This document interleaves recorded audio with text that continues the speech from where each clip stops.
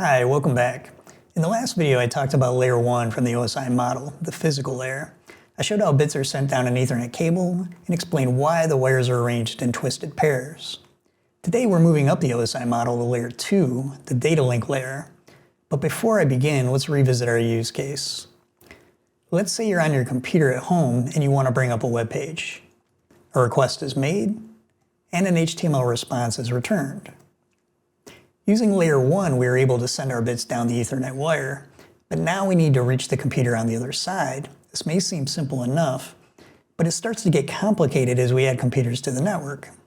How is the request able to find the right computer? There must be some sort of an address or way to distinguish one machine from another. To find out, let's take a look at the hardware. In older computers, to connect to a network, you'd have a card that looks something like this. This is a network interface card, or a NIC. The nice thing about this older card is it gives us a view of all the chips and components that make it work. If you look close here, this is an EEPROM chip. An EEPROM is kind of like your computer's memory, except when you shut the power off, it doesn't lose any of its values. During the manufacturing process, the address of the card is flashed onto the chip. That address is called a media access control, or MAC address.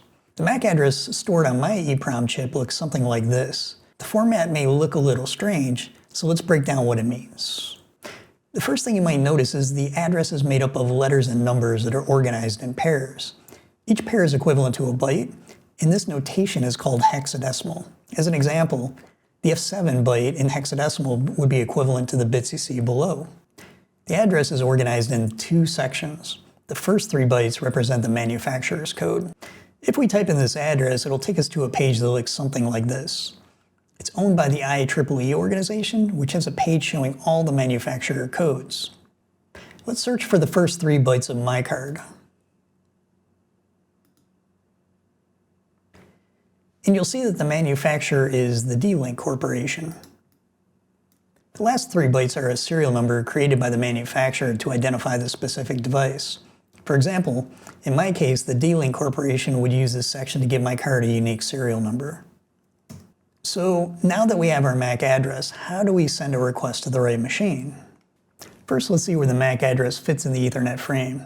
If you remember from my last video, we went to Wikipedia and we searched for Ethernet frame. Further down the page, there was a section showing the bit pattern that starts the transmission. This was 7 bytes to establish the clock rate, followed by a byte to let us know that we're ready to start the transmission. But this is just the beginning of the request. Further up the page, we can see the full frame structure in bytes. This is that start frame that I just mentioned, followed by the MAC addresses for the destination and the source computers. To reach the web server, I'll put the MAC address of my network card into the MAC address destination section here. Okay, so I added our MAC address to the destination section of the Ethernet frame, but how is it delivered to the right computer? To answer this question, we'll take a look at the device in the middle called a hub. A hub is wired so that every Ethernet frame that's transmitted down one port will be received on all the other ports. The important point here is that the same Ethernet frame will be sent to all the machines on the network. So I added a unique MAC address to each computer, but only the web server has the MAC address that was specified in the Ethernet frame. So to start the communication, the Ethernet frame arrives at the first machine, but the MAC address doesn't match. So that Ethernet frame is discarded. The same frame arrives at the web server, and since the MAC addresses do match, the frame is then sent on for processing.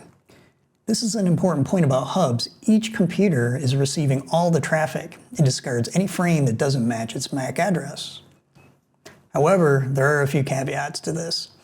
If you want to inspect all traffic, regardless of the MAC address, you can configure your network adapter into something called promiscuous mode to process all incoming traffic. A popular tool for handling this is something called Wireshark. The tool is useful for debugging network issues, and it can also be used for ethical hacking, where you might want to inspect traffic for security issues. With promiscuous mode on, now the Ethernet frame that was destined for the web server can be read using Wireshark on the first computer. There are also times when you want all the machines on the network to inspect the payload you're sending. In this case, use a special MAC address with all Fs. And this is called the broadcast address. So why is this useful? When would you want to send the same data to all the machines? To explain this, I'll first talk about IP addresses. Okay, so in the beginning of this video, we sent a request to a web server. But if you look at the address, it contains an IP address, not a MAC address. So this is kind of strange. We're looking for an IP address, but the address of our network card is a MAC address. So there has to be some kind of a mapping that's going on here. Okay, so we have a little bit of a chicken and an egg problem. The IP address is covered in the next video, layer 3 of the OSI model, but let me give you a simple analogy so we can move forward. You can think of a MAC address kind of like a VIN number of a car. It's created by the manufacturer and is permanent. The IP address is kind of like a license plate. It can change based on location, like which state you're in, and the driver. So you can think of the IP address as user-defined and not necessarily permanent.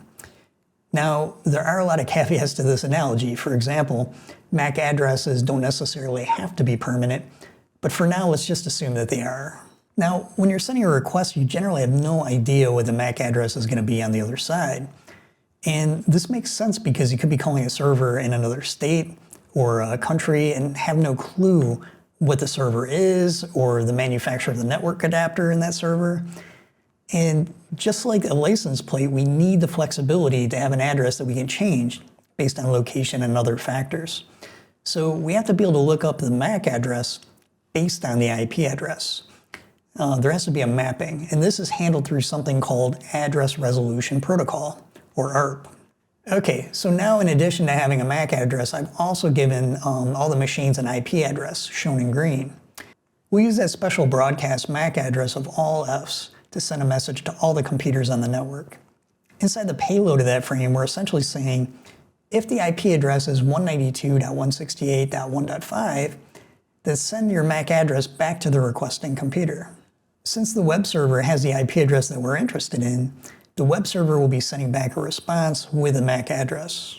The original requesting computer stores the IP and the MAC address information in a cached area called an ARP table. This can be viewed from a command prompt by typing ARP-A. The command will display the IP to MAC address mappings. The next time this computer wants to make a request to 192.168.1.5, it'll already know what the MAC address is to use in the destination section of the Ethernet frame. At this point, I think it's important to take a step back and remember that the data going across the wire is creating using alternating voltages that create ones and zeros or bits. So what would happen if we have two machines creating a request at the same time? The result would be a collision where the receiving computer can't determine what the signal is. To solve this problem, there's a process called Carrier Sense Multiple Access Collision Detection, or CSMA-CD. It's a mouthful. Here's a workflow from Wikipedia that shows how it works. But that's a little bit complicated, so here's a simple analogy that might explain what's going on. Imagine you're on a Zoom call and everyone has their camera turned off. So how are you going to be able to communicate without interrupting the other folks on the call? The flow goes a little something like this. You wait until no one is talking, and this is the carrier sense part. And then once it's quiet, you should have the all clear to start talking. If someone interrupts you, then you stop, you wait a few seconds, and then you try again. This is the collision detection part. So at this point, you may be thinking to yourself, this doesn't seem very efficient. I mean, you have requests going down all the ports and the potential for collisions. There has to be a better way. And you're right, there is. What I've been describing up until now is an Ethernet hub, but hubs are now considered obsolete and no longer used. Hubs are replaced with a more sophisticated device called a switch. And although they look nearly identical from the outside, a switch has the ability to remember the MAC address of the machine at each port. As an Ethernet frame passes through the port, it's stored for about 5 minutes, and the next request is internally switched to the correct port. This reduces the broadcast traffic that we see with a hub, and since the transmission is directly sent to the receiving computer, we don't have to worry about collisions either. So it's kind of interesting. Once switches became really common, the CSMA-CD collision detection protocol almost went away, but it was repurposed later on for communication methods like wireless protocols. All right, we covered a lot today. In my next video, we'll continue to move up the OSI layers to layer 3, the network layer. Thanks for stopping by. See you in the next video.